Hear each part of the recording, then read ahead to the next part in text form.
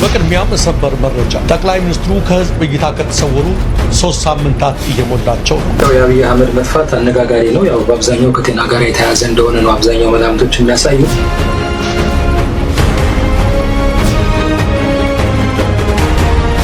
የአብይ ህመም ከባድም ይሁን ቀላል የጭንቅላትም ይሁን የልብ መንግስት ለህዝብ መረጃ መስጠት አለበት። ግርማ ሰይፉ ገዱ አንዳርጋቸውን በተመለከተ ዝንጀሮ በወጣትነቱ የዘለለውን ጉድጓድ በሽምግልናው ወቅት እዘላለሁ ሲል ነው የሚሞተው ብሎ በገዱ ላይ ሲያሾፍ ተመልክተናል። አቶ ገዱ አንዳርጋቸው ምንድነው የሰማነው? ምንድነው በርሶ በኩል ለዚህ ጉዳይ የሚሰጡት አስተያየት? እኔ የአማራ ወንድሞቼ እህቶቼ የሚሆን በጠቅላላ የኢትዮጵያ ህዝብ መጨነቅ ያለበት እዛ ሀገር ቤት ላለው ህዝብ ነው። በከፍተኛ ስቃይ ውስጥ ነው ያለው የአማራ ህዝብ በየቦታው እየተገደለ እየተፈናቀለ። ሰላም ጤና ይስጥልን ውድ የቃል ሚዲያ ቤተሰቦች እንደምን ቆያችሁ? እግዚአብሔር ሰላም ከሁላችን ጋር ይሁን እያልን ወቅታዊና አዳዲስ መረጃዎችን ይዘን መጥተናል። ቪዲዮውን ከመጀመራችሁ በፊት ላይክ በማድረግ ጀምሩ። እንዲሁም ሐሳብ አስተያየታችሁን የኮሜንት ሴክሽን ላይ ያስቀምጡልን። ቀጥታ ወደ ቪዲዮ እናልፋለን። ሰብስክራይብ ለምንድነው የማታደርጉት? አሁን አድርጉ። በቅድሚያም ሰበር መረጃ በትናንትናው ዕለት ምሽት በጠቅላይ ሚኒስትር አብይ አህመድ የፌስቡክ ገጽ ለ1501ኛው የመውሊድ በዓል እንኳን አደረሳችሁ መልእክት ቢተላለፍም ጠቅላይ ሚኒስትሩ ከህዝብ እይታ ከተሰወሩ 3 ሳምንታት እየሞላቸው ነው። አብይ በልዩ ድምቀት ባስጀመሩት የምክክር ኮሚሽኑ የመዝጊያ ስነ ስርዓት ላይ የቀድሞ የኬንያ ፕሬዝዳንትን ጨምሮ ሌሎች አውሮፓ አምባሳደሮች ቢጋበዙም እንግዶቻቸውን ሲቀበሉ አልታዩም። ይባስ ብሎ እንደ ሰርጋቸው ሲጠብቁት በቆዩት የኮሚሽኑ የመዝጊያ ስነ ስርዓት ላይ አለመገኘታቸው የስብሰባውን ተሳታፊዎች ብቻ ሳይሆን ቀደም ባሉት ቀናት በአብይ ተጋብዘው የመጡትን እነ ኡሁሩ ኬንያታን ጭምር ማስገረሙ ታውቋል። አንዳንድ ከፍተኛ የብልጽግና ሹማምንት አብይ ለአነስተኛ ህክምናና ለቼካፕ ሁልጊዜ ህክምና ወደሚከታተሉበት አቡዳቢ ሆስፒታል እንዳቀኑ ቢናገሩም አንዳንዶች ግን ችግሩ አነስተኛ ቢሆን ቢያንስ በመዝጊያው ስነ ስርዓት ላይ ይገኙ ነበር በማለት ከበድ ያለ ህክምና ላይ ሳይሆኑ እንዳልቀረ ነው የተናገሩት። የአቡዳቢ ሆስፒታል ምንጮችም የህመማቸውን ደረጃና ያሉበት ሁኔታ ማወቅ ባይችሉም ሰውየው ህክምና ላይ ስለመሆናቸው ግን ጠቁመዋል። ይህ በእንዲህ እንዳለ ነው በትናንትናው ዕለት በፌስቡክ ገጻቸው ላይ በነ ዳንኤል ክብረት አማካይነት የእንኳን አደረሳችሁ የመውሊድ መልእክት እየተላለፈው ኢትዮጵያ ቴሌቪዥንን ፋናንና ዋልታን ጨምሮ እንደ አሚኮና እንደ ኦቤን ያሉ የብልጽግና ልሳኖችም ጠቅላይ ሚኒስትሩ ቀደም ሲል ካደረጓቸው ንግግሮች እየቀነጨቡ ማሰማታቸውን ቀጥለዋል። ሚዲያዎቹ ይህን እንዲያደርጉ የታዘዙትም በዳንኤል ክብረት አማካይነት ስለመሆኑ ለደሬ ኒውስ የደረሰው የጽሑፍ ማስረጃ ያመለክታል። አብይ ተሽሏቸው በቶሎ ወደ ስራቸው ይመለሱ ሲሆን ወይስ ህክምናቸው ገና ለብዙ ቀናት ይራዘማል የሚለውን ጉዳይ ለጊዜው ማረጋገጥ አልተቻለም። የአብይ አህመድን ከመድረክ መጥፋት ተከትሎ ባልደረባዬ ፋሲልም አጭር አስተያየቱን አስፍሯል። የሰውየውን መጥፋት ተከትሎ የተፈጠረውን የህዝብ ትኩረት ለማስረሳት በየቀኑ ብዙ አጀንዳዎች እየተለቀቁ ነው። በውጭ ሀገራት ቢሆኑ ጋዜጠኞች አነፍንፈው ይደርሱበት ነበር። መንግስትም ተገዶ መግለጫ ይሰጥ ነበር። ታይታ ወዳዶ አብይ ግን አቡዳቢ ከከተመ ሰነበተ።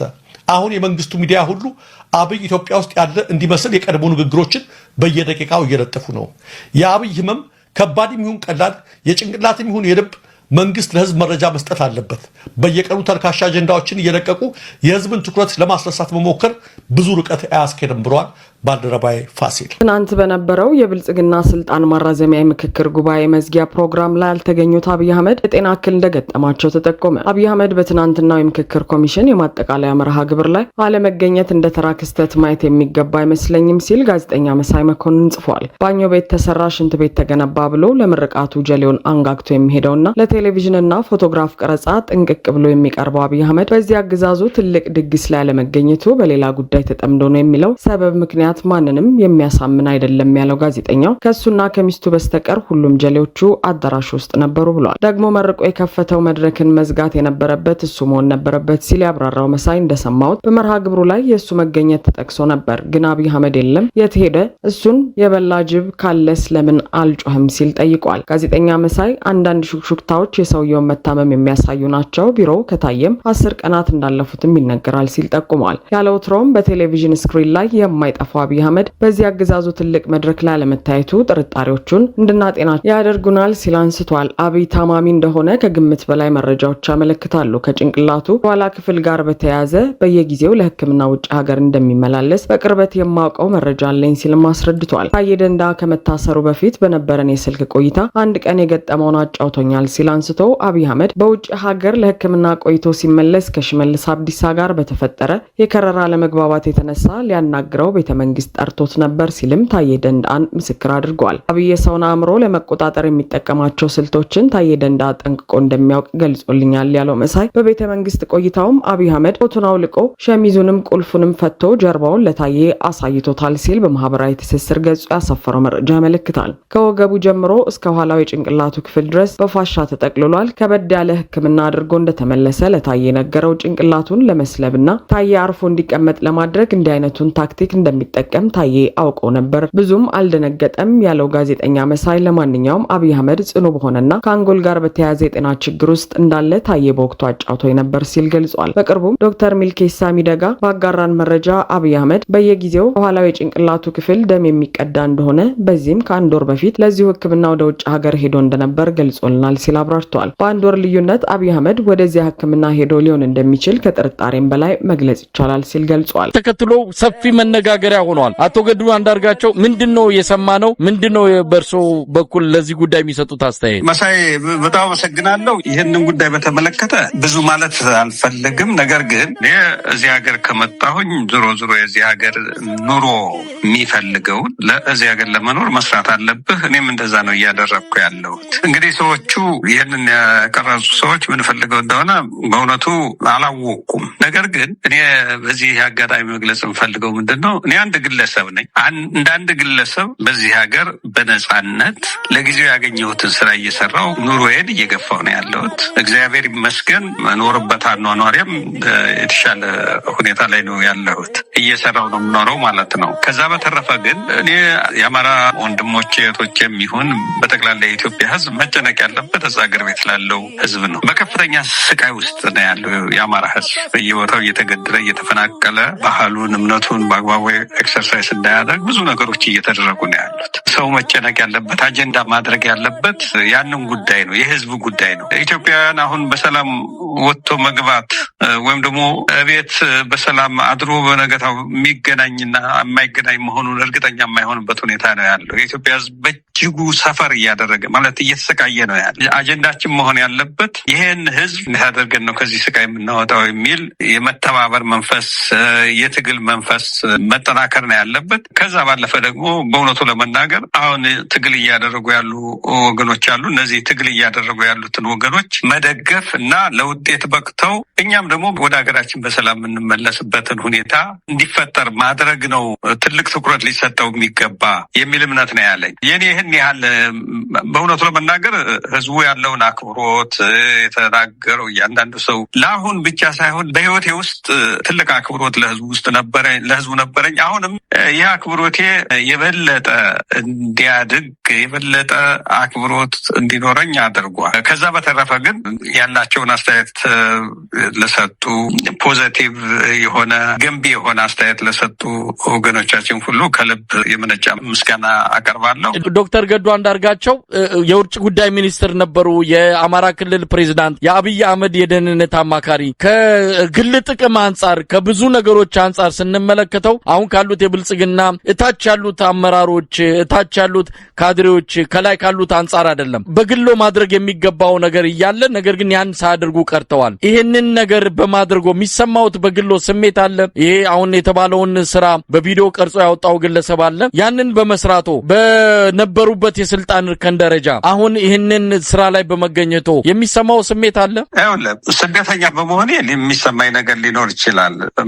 አገርን ያህል ነገር ትተህ ስደተኛ መሆን ዞሮ መጥፎ ነገር ነው። ከዛ በተረፈ ግን እኔ ያኔ የአማራ ክልል ፕሬዚዳንት ሁኜ በፌዴራል ደረጃ ሚኒስቴር ሁኜ ባገለገልኩበት ዘመን ያ ሮሌ የነበረው ለህዝብ ለሀገር ለጋራ ጉዳዮች መስራት ነው። ህዝብ የተጣለብኝን ኃላፊነት መወጣት ነው። አሁን ደግሞ ከዚህ እየሰራ ያለሁት ለመኖር ነው። ለኔ ለግሌ ነው እየሰራ ያለሁት ማለት ነው። ይሄ እኔ ራሴን ችዬ እዚህ ሀገር ከኢትዮጵያ ወደዚህ ስመጣ የልብስ ሻንጣ ከመያዝ በስተቀር ሌላ ይዤ የመጣውን ነገር የለኝም። አሁን ግን እየኖርኩ ነው። እዚህ ሀገር የሚኖሩ ሰዎች የሚኖሩትን ኑሮ እየኖርኩ ነው ማለት ነው እየሰራው። ይሄ ስራ ለእኔ የቤት ኪራይን ለመክፈል የሚያስፈልጉኝ ሌሎች ቢልስ ማለት የክፍያዎችን ለመክፈል እና ለመኖር ተረጋግቼ እንድኖር እንዳስብ በሚያስችለኝ መንገድ እያገለገለኝ ነው ያለው። እንደውም እኔ ከዚህ ከቆየው የምመኘው ወደ ሀገር የቶሎ መመለስ ነው። ነገር ግን ከዚህ የምቆይ ከሆነ የበለጠ ደግሞ ከዚህም የተሻለ ስራ በአይነትም ደግሞ ሌላ ተጨማሪ የምሰራው ስራ እየሰራው የበለጠ ኑሮዬን እያሻሻሉ መሄድ ነው እና ምንም እንደውም ወደ አሜሪካ እዚህ ሀገር የተለመደ ነገር አለ። ከሲስተሙ ውስጥ እንደዚህ እያልክ ነው ቀስ እያልክ ነው የምትገባው እና እንደውም ሳልቸገር እንትን ሳልል ራሴን በራሴ ለማስተዳደር መቻሌ በእውነቱ ለመናገር ኩራት ነው የሚሰማኝ፣ ክብር ነው የሚሰማኝ። ዶክተር ገዱ አንዳርጋቸው በኢህአዴግም ጊዜ ነበሩ፣ በብልጽግናም ጊዜ ነበሩ። ሀብት ለማግኘት ገንዘብ ለቤተሰብም ለራሱም ለወደፊት ለጡረታም ይሆን ለማትረፍና ለማቆየት እድሉ ነበረ። ያንን ያላደረጉት ግን ለምንድን ነው? ምክንያቱም አንዳንዶች እንኳን አይደለም እርሶ ባሉበት የፌዴራል ከፍተኛ የስልጣን እርከን ላይ ይቅርና የወረዳ ባለስልጣን ሲሆኑ እንዴት ሀብት እናገብሳለን፣ እንዴት የራሳችንን የወደፊት ህይወት እናደላድላለን የሚሉ ባለስልጣናት በሞሉበት እርሶ ያንን ማድረግ ያልቻሉበት እንደው ያንን ነገር እንደው ማወቅ ስለፈለግን ነው። ለምን አላደረጉም? እንግዲህ እንደ ሰው ሊለያይ ይችላል። በምልህ ህገወጥ እኮ ነው። ያ እንድታስተዳድር ነው የተሰጠህ እንጂ ለግል ጥቅም ልታውለው አይደል ማለት። በዛ የምሰራበት ጊዜ መንግስት ደሞዝ ይከፍለኛል። የሚከፈለኝ እንደሌላው መንግስት ሰራተኛ አለ። ከዛ በተረፈ ህዝብና የሀገርን ገንዘብ መውሰድ ከህግ አኳያም ትክክል አይደለም፣ ከሞራል አኳያም ትክክል አይደለም። እኔ ደጋግሜ እንደማነሳው በኢህአዴግ ውስጥ ስቆይ የሆነ ለውጥ እንዲመጣ በህብረተሰብ ደረጃ በአኗኗር ደረጃ እንዲመጣ የምፈልገው ዓላማ ነበረኝ፣ የማምንበት ያን ዓላማ ለማሳካት ነው ስረባረብ የኖርኩት እንጂ የግል ኑሮ እንዴት አድርጌ ነው ከፐብሊክ ሪሶርስ ከህዝብ ሀብት ወስጄ ብዬ አስቤውም አላውቅም። ያንን አለማሰቤ ደግሞ አሁን ጤናማ አስተሳሰብ ማለት ይሄ ንጹህ ህሊና እንዲኖረኝ አግዞኛል። አሁን በዚህ የምሰራውን ስራ እንደው ሌላው ሰው የተለያየ ስያሜ ሊሰጠው ይችላል። ለእኔ ክብር ነው የሚሰማኝ መሳይ እና ለኛ አስተያየቴ ነው። በጣም አመሰግናለሁ። ግርማ ሰይፉ ገዱ አንዳርጋቸውን በተመለከተ ዝንጀሮ በወጣትነቱ የዘለለውን ጉድጓድ በሽምግልናው ወቅት እዘላለሁ ስል ነው የሚሞተው ብሎ በገዱ ላይ ሲያሾፍ ተመልክተናል። ገዱ አንዳርጋቸው ሳይዘርፉ በንጽህናቸው ፓርኪንግ ሲሰሩ ጠቅላላ የብልጽግና አክቲቪስት ተሰባስቦ ገጥቀጥ ተነሳ። ፓርኪንግ ሰራ፣ ለምንደኛ አልዘረፈም፣ ለምንደኛ ሌባ አልሆነም ብለው ማለት ነው። ኤክሰፕት ያየሁት ናትናኤል መኮንን እግዚአብሔር ይስጠው ለመጀመሪያ ጊዜ ደህና ነገር ሲያወራ ያየሁት። አሁን የባሰው ግን ግርማ ሰይፉ የሚባል ሰው ግርማ ሰይፉ ተራ አትክልተኛ ሆኖ ነው አስቡ እንደዚህ እያለ ያለው። ይህ ሰው የውጭ ጉዳይ ሚኒስትር ነበር፣ የክልል ፕሬዚደንት ነበር፣ የጠቅላይ ሚኒስትሩ አማካሪ የነበረ ሰው ነው። ጥቂት ማሽቃበጥን ቢያክልበት ቢሊዮነር ይሆናል። እንዳንተ አትክልት የተከለ አይደለም። በነገራችን ላይ እንዳንተ ችግኝ ያፈላ አይደለም። የአገሪቱ ቺፍ ዲፕሎማት ውጭ ጉዳይ ሚኒስትር ከጠቅላይ ሚኒስትር ቆጥሮ ሁለተኛ ስልጣን የያዘ ሰው ነው። ጥቂት ማሽቃበጥ ጠብ ማድረግ ብቻ ነው የምትጠበቅበት ቢሊዮነር መሆን ከፈለገ። አንተ እንኳን በየመንገዱ ችግኝ ተክለህ ህይወትን ቀይረሃል። ወደ ሀገር ውስጥ መጥቶ በሰላማዊ መንገድ እንድታገል ምኞታችን ነው። ገዱ አንዳርጋቸው ስታኮስ ነው ያየኸው? ስንት ሰው ነው የገደለው? የትኛውን አንጃ ነው ሲመራ ያየኸው? አለቆችን ለማስደሰት ብለህ እችን ችግኝ መትከል ስራ ሆና በዚች ያገኛትን ጥቅም እና ምናልባት አፓርትመንትና ቤት ምናምን ተሰጥቷል። ለዛች ብለህ በክብር በዚህ እድሜ ስራ ክብሩ መሆኑን ያሳየን ሰው ዝንጀሮ በወጣትነቱ የዘለለውን ጉድጓድ በሽምግልናው እዘላለሁ ስል ነው የሚሞተው ብለህ ታሾፋለህ። በነገራችን ግርማ ሰይፉ የህሊና ቢስ ምልክት ነው። ህሊናቸውን ከሚሸጡ ሳይሰሩ የሚበሉ ሰዎች ምልክት ሆነ ቅርስ ሆነ ትኖራለህ በዚች ሀገር ላይ። ገዱ አንዳርጋቸው ግን ሰርተው የሚበሉ ሰዎች ምልክት ሆነ ይኖራል። ያሽቋላጭነትና የጭራ መቁላት ሐውልት ሆነ ትቆማለህ አንተ እዚህ ሀገር ላይ የማታምነውን ነገር የአትክልት ስራህን ለማስቀጠል በሚል ሼም ኦን ዩ። የተወደዳችሁ ቤተሰቦቼ ይህንን የገዱን ነገር ስትመለከት ምንድን ነው የሚታየ? ማለት it must be clear ማለት በግልጽ የሚታይ ነገር አለ። እንዳትረሱ ገዱ አንዳርጋቸው የአማራ ክልል ፕሬዝዳንት ነበር፣ የለውጡ ሞተር ነበር። ከዛ በኋላ የጠቅላይ የውጭ ጉዳይ ሚኒስቴር ነበር፣ የደህንነት አማካሪ ነበር፣ የአባይ ተደራዳሪ ነበር። በዚህ ሁሉ የስልጣን እርከን ውስጥ አልፎ ለግብጽ አባይን አልሸጥም ብሎ አልፈርምም ብሎ ትራምፕ ፊት ትዝ ይላችኋል አይደል? ትራምፕ ግብጽ ግድቡን ታፈነደዋለች ምናምን ያለበት ጊዜ ያኔ አንዱ ተደራዳሪ ገዱ ነበር። በዚህ ሁሉ ውስጥ አልፎ ከዛ በኋላ ያቺ ታሪካዊ ፓርላማ ንግግርን ታስታውሷታላችሁ። እነ ዲና ሙፍቲ የሳቁባት ምናምን ማለት ነው። ይህን ነገር በሙሉ አሳልፎ ገዱ አንዳርጋቸው ዛሬ አሜሪካ ውስጥ ፓርኪንግ እየሰራ ነው። ይሄ ማለት አካውንቱ ባዶ ነው ማለት ነው። በብዙ ክብር በእንቁና በወርቅ የሞላው ጭንቅላቱና ህሊናው ነው። እንዳትረሱ። የቀበሌ ሊቀመንበር መሬት አስተዳደር ዱባይ ቤት በሚሰራበት ሰዓት የምናቃቸው ባለስልጣኖች እዚህና እዛ 3 4 5 ቤቶች ባሉባቸው ሰዓት ለአንድ ሴት 400 እና 500 ሺህ ብር እዚች ጀሞ ጨረታ በሚገባበት ሰዓት የአባይ ግድብ ተደራዳሪ የነበረው ገዱ አንዳርጋቸው ዛሬ አሜሪካ ውስጥ በንጹህ ህሊና እና በባዶ ኪስ ስራ እየሰራ ይበላል። ይሄ የኢትዮጵያ ቢሮክራሲ ለምን ሌባ እንደሞላው ንጹህ ሰዎችን እንዴት አድርጎ እንደሚተፋ ክሊር አድርጎ የሚያሳይ ነው። ህሊና ሲኖርህ አትሰርቅም። ገዱ አንዳርጋቸው በጣም ሊኮራን የሚገባው የነዚህ ሰዎች ደም የለበትም።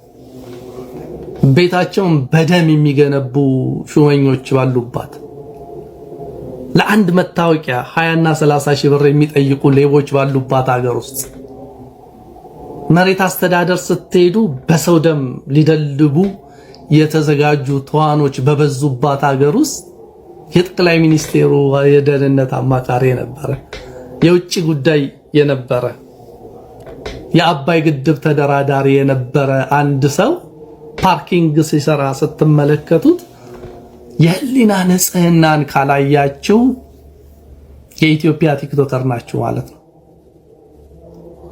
የኢትዮጵያ ቲክቶከሮች ብቻ ነው እውነት እንዳይታያችሁ አይናችሁ የተሰወረ ገንዘብ ማጣትን እንደ ውርደት የምትቆጥሩ እውነትን መግዛት የማትችሉ ርካሾች የኢትዮጵያ ፖለቲከኞችና የኢትዮጵያ ቲክቶከሮች ብቻ ናቸው። እመኑኝ አንድ ቀን ለገዱ የታማኝነት ሐውልት አዲስ አበባ ላይ እናኖርለታለን። ይሄ ሰው በስልጣን ዘመኑ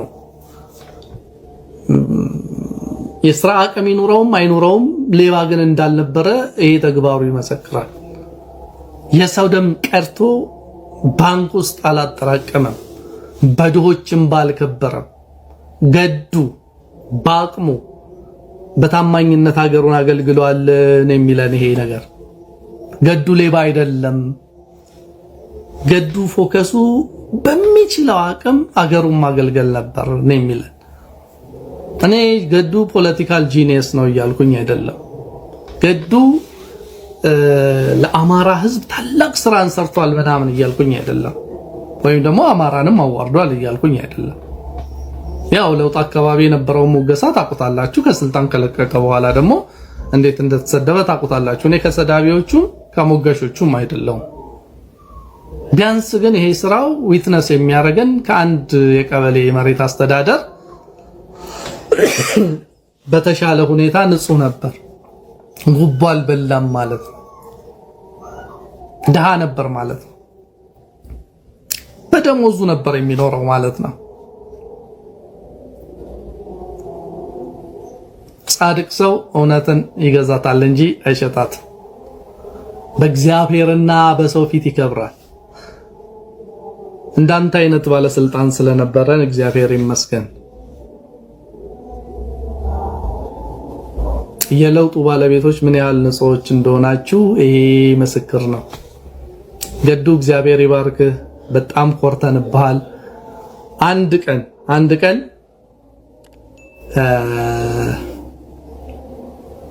የመታሰቢያ ሐውልት እናኖርልሃለን።